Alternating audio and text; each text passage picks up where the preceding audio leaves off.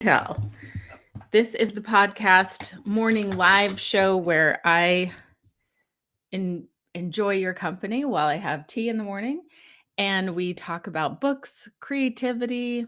We talk about our dreams, what we want to do with the rest of our lives. And then at the end, we talk about tarot and or oracle. And we have someone on the show who comes and I read their oracle or tarot. Right now, we're in the beginning stages. So I'm letting this grow as organically as possible. I'm trying not to tell friends about it just yet. I'm just waiting to get better at this. This is, in a way, this for the first 30 days or so, this is definitely going to be a practice for me on how to show up. Like I'm practicing showing up every day and I'm practicing talking to the camera, practicing not saying the words like, and so quite as much as I normally do. I'm practicing how my voice works and everything. And I'm reminded I used to have this friend and he would tease, he was in television and radio, like news and stuff. And so he'd always tease his friend and he'd be like, oh, she's using her radio voice. So I'm practicing that without trying to sound like I want to still sound like myself, but I definitely don't want to have a voice that sounds annoying for people who are listening. I don't want it to be grating on their nerves. So, voice is important for me, especially. I start to get frustrated when someone's talking and then they don't vary their intonation in their voice. That's just something I've noticed. For me, it might not bother other people. One time I was at a play, my kid was in a play for Cinderella. I think they were in it. Anyway, the school was putting on a play of Cinderella, and the main girl did not vary her pitch while talking. And it was like, ah! So that's when I first found out that that was something that really bothered me. I'm going to put creatine in my tea, and I'm just having a basic English breakfast tea this morning. I'm out of my favorite tea, my favorite black British tea, which, well, it's not British, I guess. It's Barry's tea, which is an Irish thing, an Irish brand. And I'm I'm just so I'm out of that. I have to get some more, but for now we have this English breakfast, which is fine. It's pretty dark. And one day we'll have cameras in here. One day I'll have a producer here that can take care of all these things. I'm also going to give you a little bit of ASMR. I'm sure you can hear the clinking on the glass. On the bone china.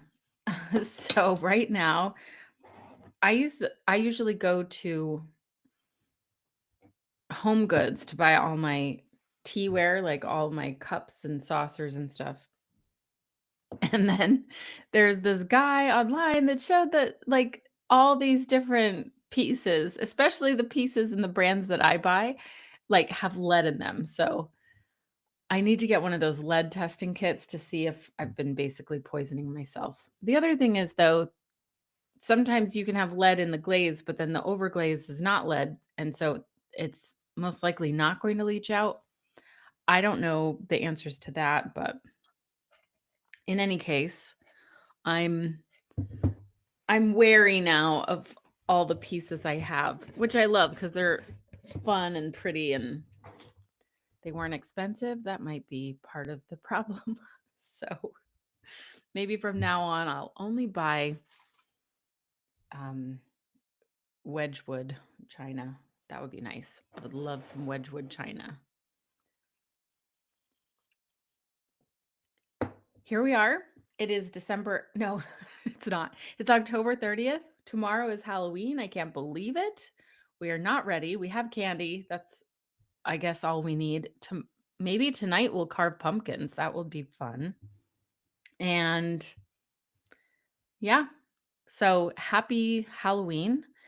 And today let's talk about, all right, I'm going to talk about what my dream and goal is. Number 1, this is this is my right here, what I'm doing right now, this would actually be a dream job if I got paid for this. Like, oh, I better put that down. That's just covering my face. See, I'm using my phone. This is my phone, and I'm using that camera, but my computer is over here. So I have to keep looking. Well, I don't have to, but I keep glancing to the side to see what I'm doing to make sure I'm in frame and all of that. And I just realized that my pop filter in front of my microphone was like covering my face, and that might be annoying if you're watching. So I learned, so when I was in fifth grade, I learned that like I was in this cable kids. It was when cable TV came to our town, it was under the strict policy, like they only let them into the town if the cable station paid for offered free classes for the community. And so every year they would have this little summer camp called Cable Kids. And my brother did it the year before I did. And then I did it the next year. And it was fun. We got to go and make little movies and television. I mean, it was like, but the cable station, it really did look a lot like Between Two Ferns.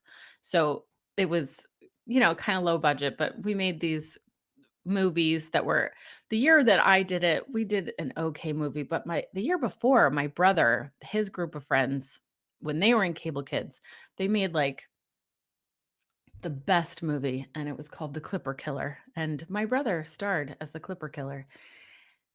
Anyway, you're going to hear a lot of non sequiturs for me. They're not non sequiturs to me because I'm following my train of thought just fine, but I'm back on. That was a long way to explain how I know that when you're shooting, if you're shooting a face, this is what Jude said. She was my teacher at Cable Kids. She's like, if you're doing a close up, that's totally fine. You can cut off part of the face, but you should only cut off the forehead. Never ever cut off the chin. And I think that that's really a really good rule of thumb. Sometimes people will do a close up, and if you cut off the chin, it cuts down on communication, because when you cut off the chin, like, it's just then you're only seeing the lips and the mouth, and it's not as good. So that's my little rule of thumb. And this pop filter was cutting off my chin. So I apologize. I was breaking the first rule of cinematography I ever learned, which I think it still applies. Look, I've been doing photography for a long time, and just in all my observations, you unless you're cutting off a lot, you the chin's not a good place to cut off when you're filming. Okay, next. on to the next uh on to the next subject. Okay, but back to that, what my dreams are. So I've realized, okay, so this is my dream job here. This is part of my dream job. I have a lot of dreams, but I think if I could make money doing this, this would be so fun. Just wake up in the morning, show up, connect with a bunch of people that I care about, and talk to them, and then meet with them, have them come on the show. We chat about stuff, and then I show up, and then I'm done, and then I finish, and then the rest of the day I can work on creative projects. Like, that would be such a dream come true. And the rest of the projects that I would like to work on are things like writing scripts, writing lyrics. I've had this circuitous route around writing. Like, I've wanted to do it, and then I've left it, wanted to do it, left it, but I keep coming back to it in some way. And, you know, painting, like those kind of creative endeavors, usually I in some way come back to writing. And doing this sort of podcast radio thing, this is actually having a show is actually something I used to do with my brother when we were younger, back in the Cable Kids days. maybe even before, actually. I think maybe I was like 8 or 9. I can't recall exactly, but we would do these chipmunk, radio shows. We had a reel-to-reel tape recorder, one of those big ones, and if we found that if we talked normal and then sped up the voice, we sounded like chipmunks, but you couldn't understand. So instead we would talk really, really slowly and then speed it up, and then you could understand us, but we still sounded cute like chipmunks. And then when we would giggle, it was so adorable, and we would record the show, and then we would laugh about it, listen to it sped up, and then we would just laugh about it. And actually this last summer, I was sitting with my brothers, and my younger brother had this little recorder that allows you to speed it up. I'm sure there are apps where you can do that, and I'm sure we could do it digitally some way, but he had one of those, like, little recorders that did it, and my older brother and I, we talked really slow, and we did just a sample to show Joe what we sounded like, and it was so cute, like, we still sounded cute. It was really fun. Maybe that's what's in our future. Maybe we should have a kids show. Um, we'll see. Maybe that's in the future, but I'm still sort of coming back around to the same sorts of things. I often talk about how I have multiple curiosities, multiple interests, and sometimes I think that's a problem. And for a long time, I did think it was a problem. However, recently, I've realized that number one, like having multiple interests is really, really, really good for writing. Because if you're interested in lots of things, then your writing's going to be better. And if you're interested in lots of things, you're going to be, I don't know, maybe more interesting to talk to. So that is one thing that I've found. And I've also realized that everything just keeps coming back to writing in some way. It touches writing in some way. I think a lot of people's jobs, like a lot of creative endeavors usually come back to writing in some way. Writing is everywhere, but I do think it's a major theme in my life. And so if you're someone with multiple curiosities or multiple interests, try to find the common thread, and it might not be apparent right now, but see if you can find that common thread. And then I find that for me, I like to put all of those things in some sort of umbrella or some sort of container where I can express all those multiple not personalities, but multiple curiosities, multiple passions, and kind of put them in one place. It's a little bit of an unwieldy machine for a while, and you know, people are telling you to niche down, and you think, "No, I can't," or "What am I supposed to niche down in? And I'll get bored if I do that forever."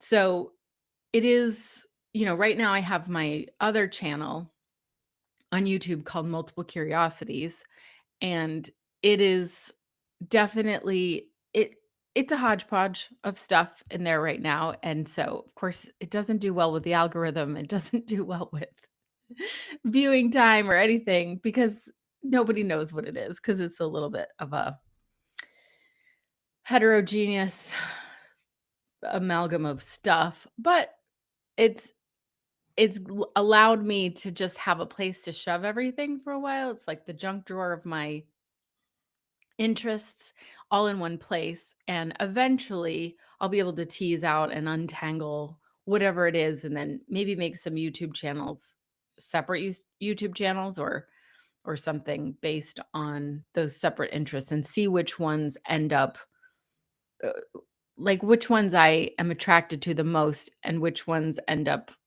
panning out. I think this is the idea I have right now. So over at Multiple Curiosities, I do have some interviews with different people, writers, let's see, writers, and then I interviewed my niece who got into Harvard divinity school. So I wanted to interview her about how she got in.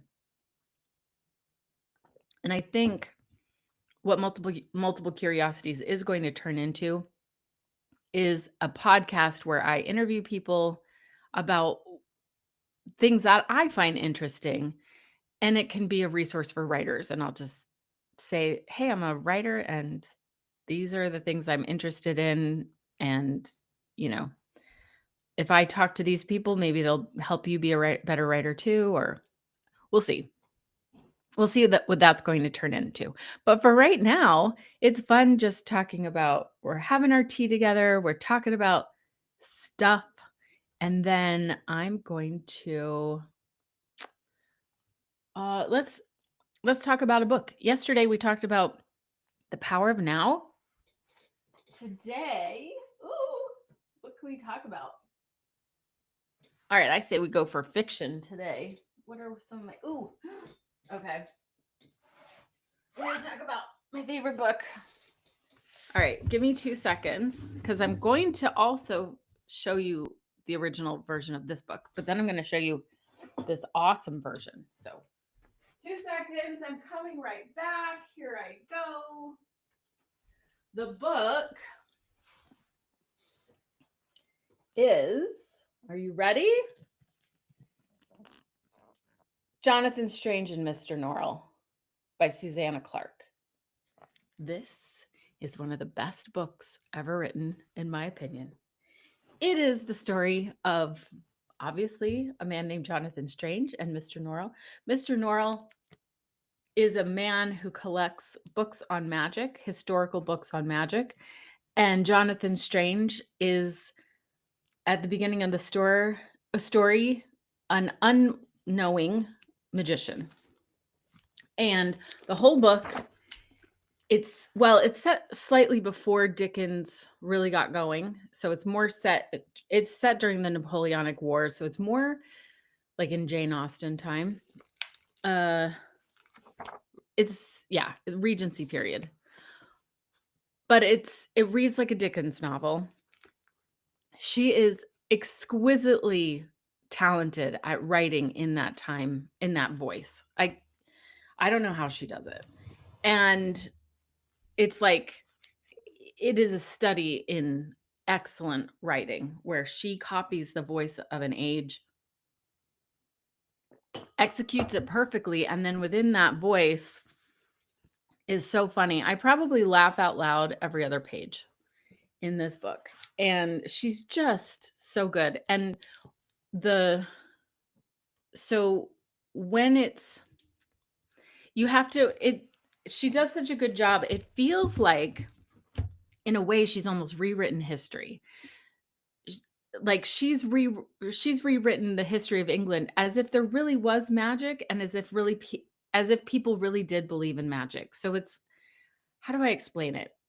When you go into a Dickens book, you feel like, okay, this is the reality at the time, and we have historical records to kind of back it up. Like, we know that that's the kind of thing that was happening.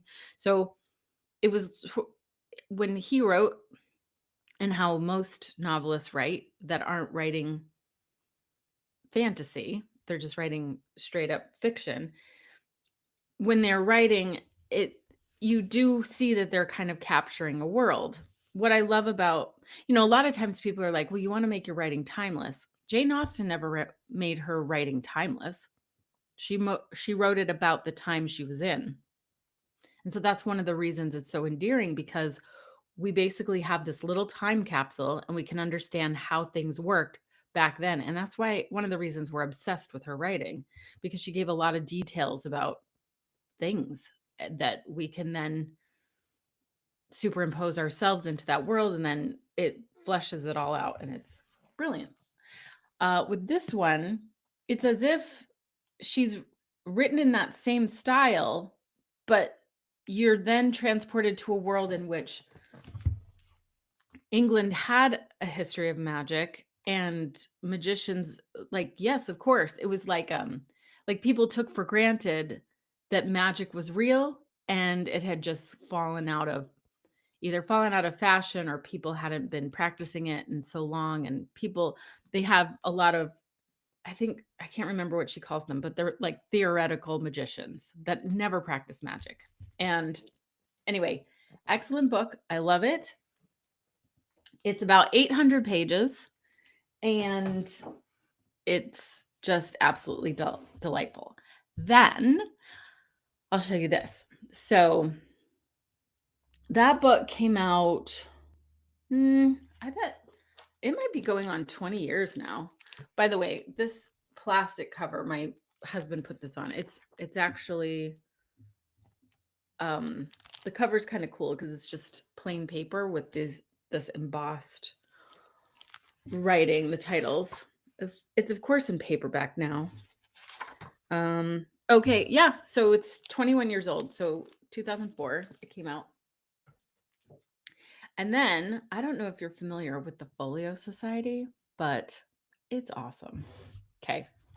This is my copy that I got for Christmas last year. And why is it in 3 volumes, you ask? It's simple. I'm going to show you something about books.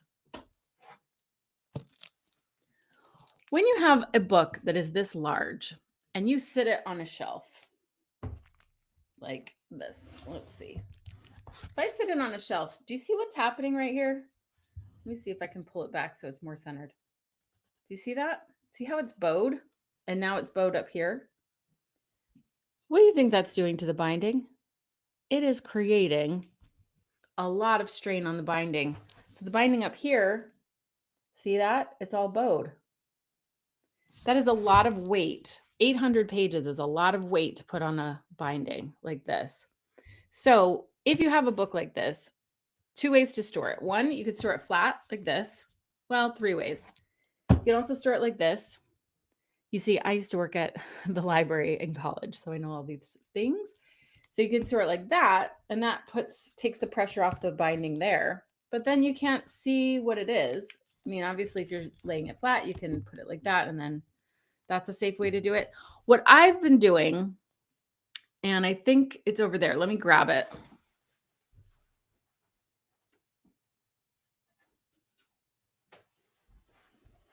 Yeah, so when I store a big fat book, especially one that I really love and I want to preserve the binding, I get little pieces of cork. Do you see that? Or just anything that's flat, but about the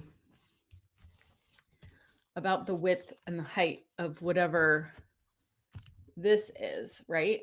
So like you want it to come, it should be the width of the difference between the pages and the edge of the bind, like the edge of the, the edge of the cover, right?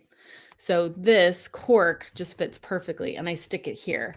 And then when I stick it on the shelf, and actually I can slide it out here. Then when I stick it on the shelf, it supports those pages so it's not putting pressure on the binding. And then you can see it keeps the binding stable and supported. So that's my recommendation. If you have a big book like this, support the pages, put a little piece of cork or some kind of anything. It could be a folded up piece of paper, whatever it is to keep those pages from having to having the gravity pull them down and rest unsupported. You get what I'm saying? All right, so that brings us to this. Why would a novel that is big and fat like that have a 3-book series when it's not really a 3-book book? And that is why, because good bookbinders know that having a book that big is not well supported on the shelf. So instead, they will divide a book into several parts, which is why Lord of the Rings often used to be, or you can often find Lord of the Rings in 3 separate volumes. It's not because the book is 3 separate books. It's because a hardcover binding with heavy, with heavy, high quality paper is too much pressure on a book. Now this that number of pages, it's not so heavy that it's going to pull down over time. Okay. And so here it is. I have the different volumes of Jonathan Strange and Mr. Norrell. And this is from a company called Folio Society. And they make all your favorite books. Well, maybe not all your favorite books. Every year they make new books. Sometimes they're more recent books like this one. This one's 20 years old. They just came out one for Howl's Moving Castle. They have, I know they have a Dune. They have some Ursula K. Le Guin books. And anyway, they're brilliant. So they're just well bound. And then they will often they'll hire illustrators. Let's see if I can find some good illustrations in this. There's not a lot. There's probably about, I don't know,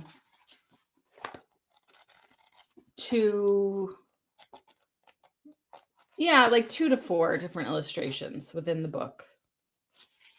And I just love it. So these make a really good Christmas present. If you're looking for a gift for someone in your life that loves books and gets obsessed with books and collects books, they might be into, a really good Folio Society copy of a book. Folio Society is in England. And so when you order, you do have to order with enough time for them to ship it to you. So no last minute gifts on these guys. And there you have it. So that is my favorite book and my new favorite version of the book. Also, when they divide the book into 3, it's a lot easier to hold this book up in bed than it is to hold up this one. All right. So there you have it. Now, what's next? I think we should pull some tarot, and let's see the time. I've been on here for 27 minutes, which means we definitely have time for some tarot. I am going to look over here to see if anyone's in our chat. Could there be? Not yet. That's okay. I am going to close my eyes and think of a question from the tarot, or for the tarot, from someone out in the big wide world that is possibly asking a question that will one day see this video and have their question answered. Give me a second and I'm just going to think. I'm just going to search for that question.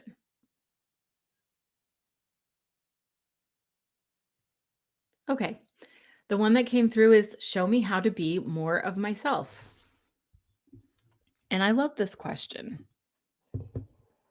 Maybe I'll take it for myself and answer it for myself. I'm going to be using the Star Maiden Tarot, which I love. It's a Rider-Waite based tarot, but it takes a lot of artistic license and it's pretty. And that's usually why I pick the decks that I pick. Are they pretty? And they have positive vibes. That's also very important. Like I've said before, it's a little bit like the internet. People can make tarot bad, but when I use it, I make it as positive and inspiring as I possibly can. And I let it, and I also try to see everything, even something that may look bad. I try to see it through the lens of how can this help me? How can this make me a better person? How can this make me kinder to myself and to others? So that's how I use the tarot. And I think it's an excellent tool for connecting with myself. All right. So the question that came through was, what was it? How can I be the best version of myself? Something like that. All right, let's see. So how can I be the best version of myself? Look at these beautiful gilded edges. Aren't those pretty? And this is a really affordable tarot deck. If you're interested, I'm going to put a page on my website that has all of the links to things that I talk about.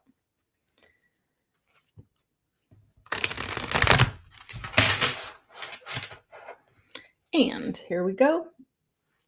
I'm going to be quiet for just a minute so that I can really connect with that question.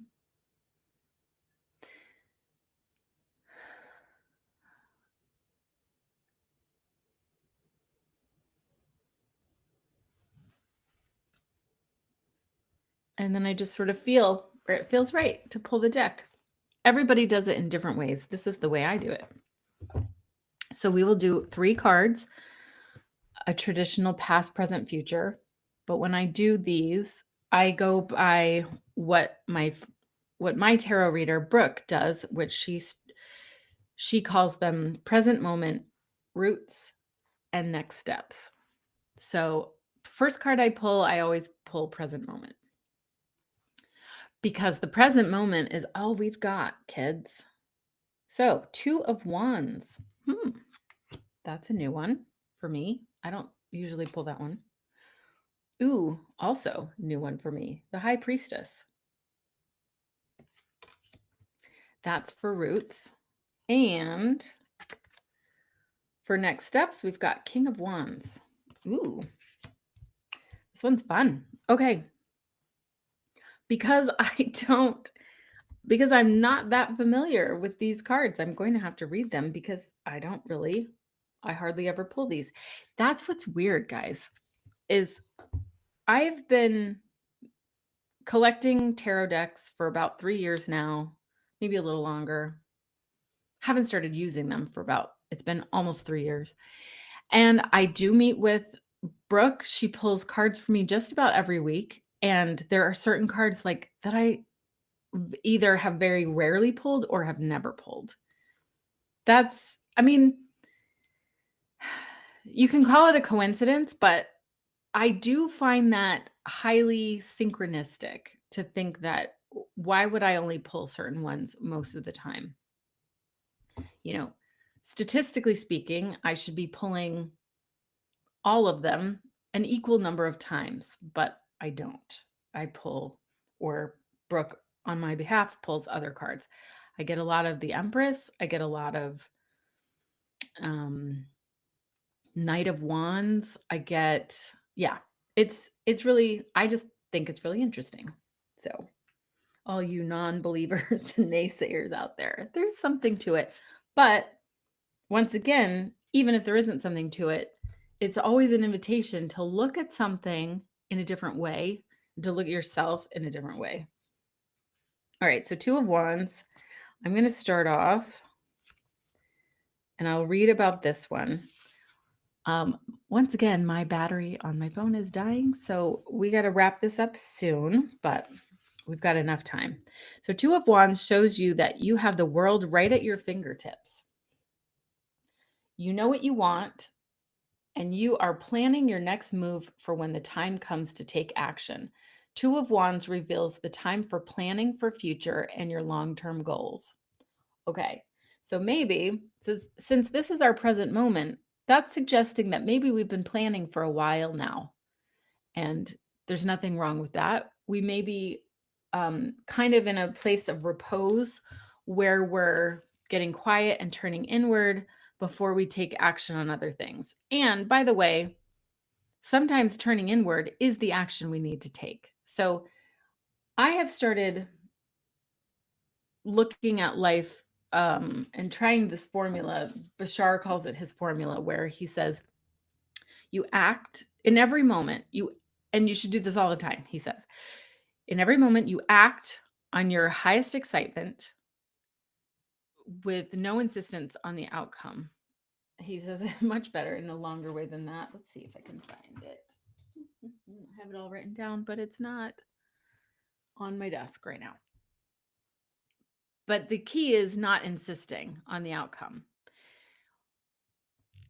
But you should, but not should. I don't want to shit on you.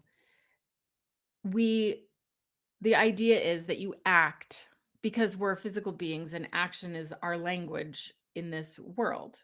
So we act on our highest excitement, but sometimes that action might be taking a nap. Sometimes that action might be reading a book. It might be meditating, and it might be reflecting on something to do next.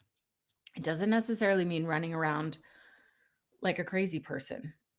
Um, but sometimes we know the feeling when we've been sitting and reflecting a little too long, or not too long, but we've satisfied our need for the repose and it's time to take action. So present moment means you've been reflecting and kind of building up your magical kinetic energy, like your potential energy and all your magic. Wands, I always think of magic, obviously. So then High Priestess, she is number 2. She's right after the Fool in the Major Arcana, which is the beginning.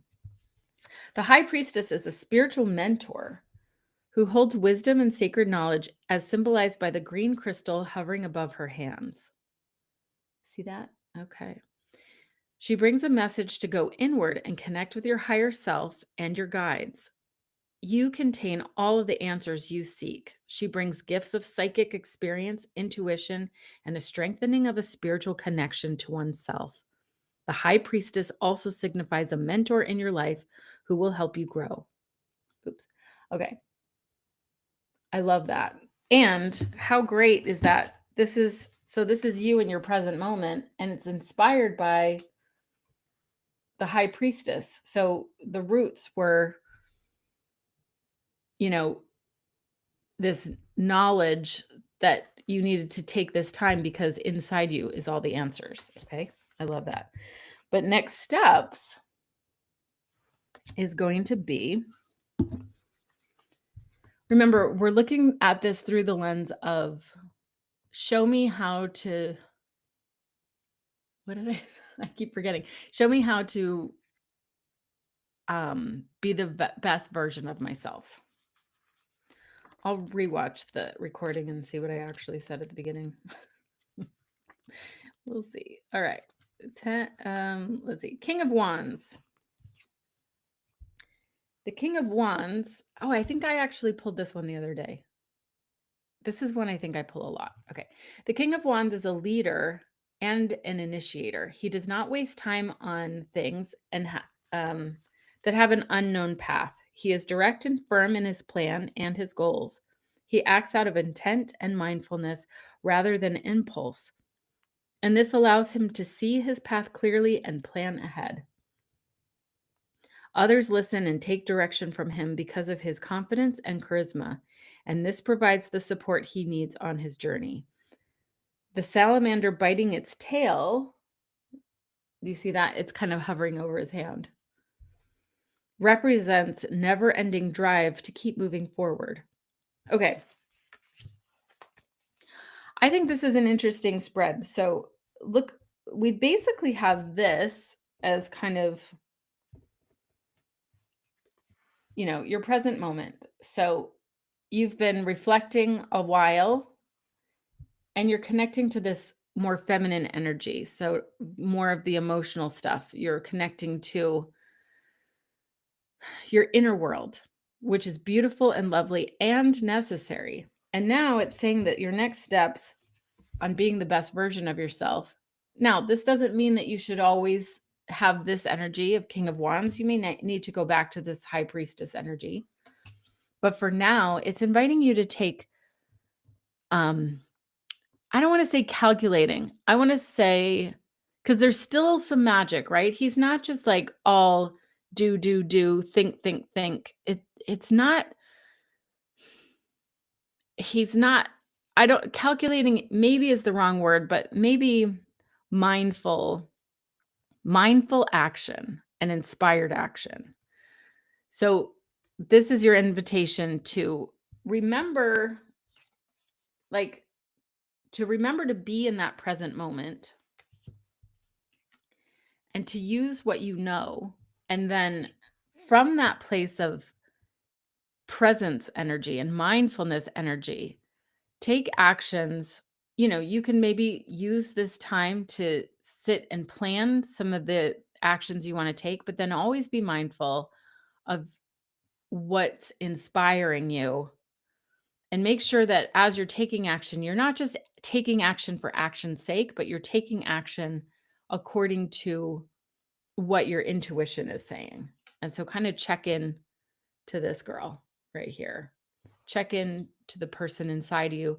Check in with your higher being as you take action. And then have confidence that what you're doing is the right step. Now, as you're being inspired, you might be inspired to do something like take swimming lessons, and that might have nothing to do with what you think you're supposed to do. But get quiet, sit with whatever seems to come up as an inspiration. And then just be brave enough to trust the inspiration that it will lead you to the right thing. Maybe it will just help you exercise to take those swimming lessons. Maybe it will help you meet the right person that's, going to be I don't know, some kind of an investor and wants to invest in your company. You never know, but just follow the intuition. Certainly plan ahead, but be always willing to follow the inspiration as you follow through with your plans and to keep taking action and keep moving forward. Okay. I thought that was a great one. I hope that you're all always looking for the best version of yourself, and being the best version of yourself is the self that is willing to be you and fully you. And I think that that's, knowing thyself is an excellent goal for all of life. And then when you know yourself, you can express yourself, and that brings light to the world. So thanks for joining me today, and I hope that we'll see you tomorrow. I'll be here at 8 or around or there around. So please join me, and I would love to read tarot for you or an oracle deck for you. We'll chat and we'll talk about what your dreams are and what your favorite books are and what you're binge watching, because that's always fun. That way we can connect and get to know each other. Thanks so much, and we'll see you tomorrow.